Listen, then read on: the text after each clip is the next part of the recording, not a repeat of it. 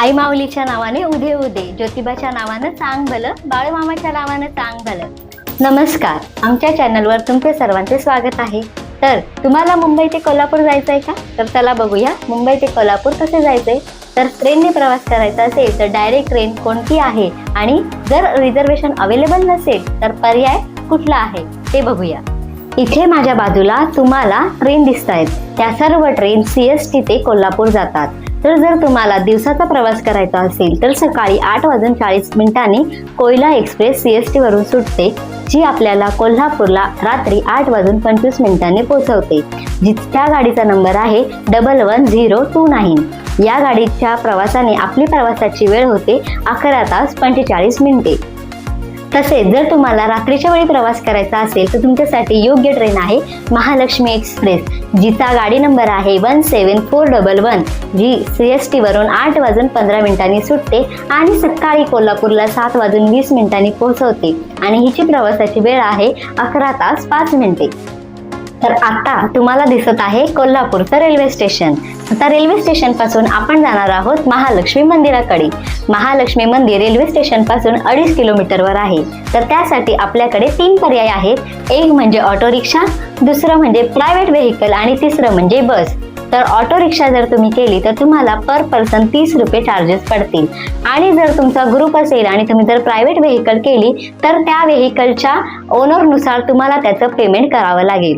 आणि जर तुम्हाला बसने जायचं असेल तर रेल्वे स्टेशन पासून बस स्टँड हे 5 मिनिटाच्या अंतरावर आहे. तेथून तुम्ही बस पकडून डायरेक्ट महालक्ष्मी मंदिराकडे जाऊ शकता, ज्याचे चार्जेस 6 ते 8 रुपये पर पर्सन असतील. आता आपण पोहोचलो आहोत महालक्ष्मी मंदिराच्या परिसराकडे. तर आता पुढे काय? तर आता आपल्याला पुढे आपली राहण्याची सोय करावी लागेल. तर इथे भरपूर अशा प्रमाणात भक्ती निवास आहे, जे तुम्हाला माझ्या बाजूला दिसत असतील. तिथे आम्ही तुम्हाला कॉन्टॅक्ट नंबर सुद्धा दिलेले आहेत. पण प्रत्येक भक्ती निवास हा ऑनलाईन बुकिंग होत नाही. तर तुम्ही तिथे पोहोचल्यावर प्रत्यक्ष इन्क्वायरी करू शकतात आणि लो बजेटमध्ये तुम्हाला रूम्स मिळू शकतात. तर जर तुम्हाला रूम्स नको असतील तर तुम्ही फक्त आंघोळीची सोय सुद्धा घेऊ शकतात. आंघोळ केल्यानंतर जर तुम्ही मंदिरात दर्शनासाठी गेलात तर मंदिराच्या परिसरामध्ये लॉकर्स आहेत, जिथे तुम्हाला बॅग ठेवण्याची सोय उपलब्ध. या एवढ्या जडजड बॅगा घेऊन आलो आहोत, कुठे ठेवायच्या कुठे? तर या मंदिरासमोरच इथे बघा, हे आहे बॅग लॉकर सिस्टम. तर आता आपण इथली सिस्टम कशी आहे ते बघूया. चला.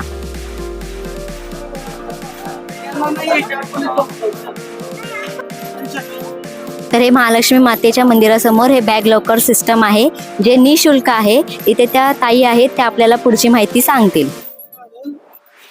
ते दर्शनासाठी फक्त दर्शनासाठी एक फ्री लॉकर आहे. दर्शन झाले की बॅग किती तास बॅग जेवढं दर्शन असेल 3 तास 2 तास किंवा अर्धा तास असं चार्जेस? चार्जेस वगैरे काही नाही, फ्री मध्ये लॉकर आहे. तर तुम्ही दर्शनासाठी जेव्हा रांगेत उभे राहता तर तुम्ही बॅग इथे ठेवू शकता, जे निःशुल्क आहे. मग दर्शनाला 2 तास लागो, 3 तास लागो, 4 तास लागो, त्यानंतर येऊन तुम्ही तुमच्या बॅग पुन्हा वापस घेऊ शकता.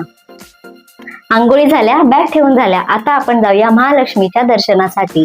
तर महालक्ष्मी मातेचं दर्शन घेण्यासाठी आपल्याकडे 3 पर्याय उपलब्ध आहेत. एक म्हणजे दर्शन रांग, दुसरं म्हणजे मुख दर्शन, तिसरं म्हणजे VIP दर्शन. तर तुम्हाला व्हिडिओमध्ये दिसतच असेल की आपण दर्शन रांगेतून दर्शन घेतलेलं आहे. जर सकाळी तुम्ही 6 ते 7च्या दरम्यान जर दर्शन रांगेत उभे राहिलात तर तुमचं 2 तासाच्या आत दर्शन होऊ शकते. जर उशिरा 7 नंतर तुम्ही दर्शन रांगेत उभे राहिला तर तुम्हाला 3 तासाच्या वर कितीही वेळ लागू शकतो, हे काही सांगू शकत नाही. त्यामुळे लवकरात लवकर आंघोळ करून तुम्ही 7 वाजेच्या आत दर्शन रांगेत उभे राहा. दर्शनासाठी मंदिर हे सकाळी 5 वाजता उघडते आणि रात्री 10 वाजता बंद होते. तर तुम्हाला दर्शन रांगेतून दर्शन घ्यायचे असेल तर दर्शन रांगेतून सर्वात प्रथम आपल्याला तिरुपती बालाजी यांचे दर्शन होते. तेथून पुढे आपण गर्भगृहात जातो, जिथे आपली आई माऊली आणि 3.5 शक्तीपैकी एक अशी आपली महालक्ष्मी माता यांचे दर्शन मिळते. आता महालक्ष्मी मातेचे दर्शन तर खूप छान झाले. आता प्रसादाचे काय?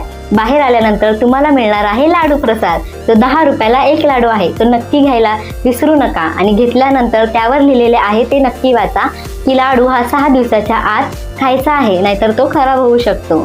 दर्शन झाले, प्रसाद घेतला. मग आता महाप्रसादाचे काय? तर मंदिरातून सरळ सरळ चालत गेल्यानंतर डावीकडे महाप्रसाद आहे, जो 3 मध्ये आपल्या सर्वांसाठी ठेवलेला आहे, ज्याची वेळ आहे 12 ते 3. महालक्ष्मीचे दर्शन झाले. आता जर तुम्ही कोल्हापूरमध्ये एका दिवसासाठी राहणार असाल तर सर्वात प्रथम तुम्ही तेथून न्यू पॅलेसला जा. न्यू पॅलेस एक्सप्लोर झाल्यानंतर तुम्ही तिथून महामंडळाची बस पकडून ज्योतिबाच्या दर्शनासाठी जाऊ शकता, ज्यासाठी तुम्हाला प्रवासाची वेळ लागेल 1.5 ते 2 तास. पोहोचल्यानंतर तुम्हाला दर्शनासाठी 2 ते 3 तास लागणार आणि मग पुन्हा तुम्ही कोल्हापूर स्टेशनला येऊन तुमची ट्रेन पकडू शकता.